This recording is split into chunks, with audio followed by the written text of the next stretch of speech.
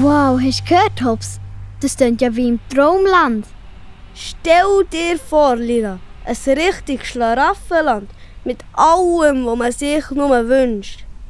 Wow, dort werden wir die besten Nüsse essen, die wir je hatten. Solche, die wir noch gar nicht kennen. Und weisst du, was auch noch toll ist? Nein? Was echt? Wir können von morgen bis am Abend verstecken und klettern, ohne müde zu werden. Und wenn wir umfallen, tut es überhaupt nicht weh. Cool, dann übe ich dann im Himmel den Salto. Ja, und ich werde dort sicher so gute Verstecke finden, dass Stübel und du mich nicht mehr so schnell werden finden. Und ich muss auch nicht mehr immer Angst haben vor den grösseren Eichhörnchen, weil im Himmel niemand mehr gemein zu mir ist. Ja genau, und dort dürfen wir shooten, wenn und wo wir wollen. Und es stehen keine Vasen rum, die kaputt gehen können. Und meine Freunde sind immer da. Niemand zügelt mir einfach weg. Im Himmel hat es die besten Hindernisse zum Drüberkumpen. Ein richtiger himmlischer Parcours. Ein richtiges Paradies eben. Ja, der Hobbs und Lila haben es richtig verstanden. Es wird im Himmel alles haben, was du dir wünschst.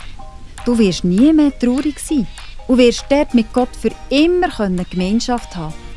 Wie krass ist denn das, gell? Gott hat für uns ein geniales Zuhause parat. Im 2. Korinther steht, dass unser Körper wie ein Zelt ist, das irgendwann abgebaut wird oder kaputt geht. Aber wir dürfen wissen, wenn das passiert, dann wartet im Himmel ein geniales Haus auf uns, das für ewig ist. Ein Haus, das Gott gemacht hat.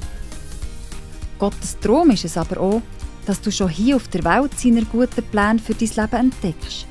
Er hat so viel Gutes für dich parat. Er will, dass du ein Leben voll Freude, Hoffnung und Zuversicht darfst haben.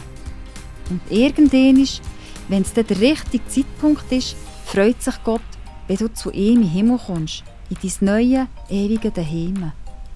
Also ich freue mich auf den Himmel. Ja, ich auch. Aber schon hier auf der Erde dürfen wir dank Gott ein super Leben haben. Er liebt und hilft uns bei allem. Das ist wirklich mega toll. Komm Hobbs, dann wollen wir doch jetzt den Tag geniessen und in die Welt Nüsse sammeln.